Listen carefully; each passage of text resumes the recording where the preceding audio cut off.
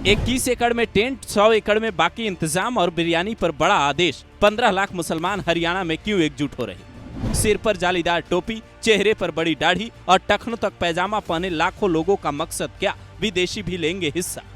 वक्फ कानून के खिलाफ शक्ति प्रदर्शन या कुछ और है कहानी? 19 से 21 अप्रैल का क्या है प्लान? सुनिए मौलाना की जुबानी।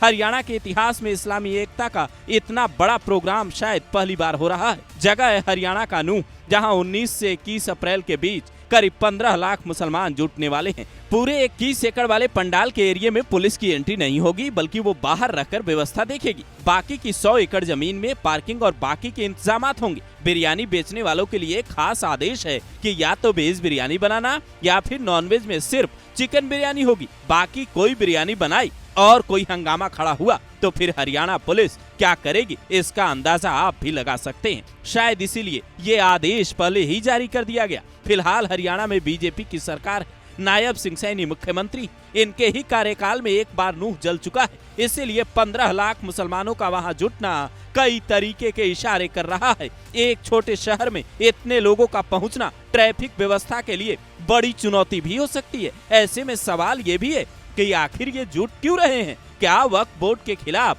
जो देश भर में प्रदर्शन चल रहा है, ये एकजुटता उसी से जुड़ी है या फिर मामला कुछ और है? मीडिया रिपोर्ट बताती है ये कार्यक्रम तबलीगी जमात का है, जो कोरोना काल के दौरान विवादों में भी रहा था। इस जमात के संस्थापक मौलाना इलियास कांधलवी के पोते मौलाना साद भी यहाँ पहुँचेंगे। मौलाना साद फिलहाल इस जमात के प्रमुख हैं और यूपी के शामली के रहने वाले हैं। धार्मिक भाषा में कहें तो ये एक जलसा है जहां इस्लाम धर्म की बातें बताई जाएंगी। इसे लेकर तैयारियां करीब 4 महीने से चल रही हैं, लेकिन अब तारीख नजदीक आ रही है तो चर्चाएं भी तेज होने लगी। तबलीगी जमात का चूंकि मकसद ही इस्लाम धर्म का प्रचार प्रसार करना, लोगों को इस्लामिक रीति रिवाजों के बारे में बताना और 6 सिद्धांतों का पालन करवाना है, जिसमें पहला नबी के बताए हुए रास्ते पर चलना, दूसरा 5 बार नमाज पढ़ना, लोगों को बताना, तीसरा इस्लाम से जुड़ी बातें करना और सुनना, चौथा एक दूसरे की मदद करना, सम्मान करना, पांचवा नियत साफ रखना और लोगों को भी यही समझाना, छठा खुद इस्लाम सीखना और लोगों को भी सिखाना।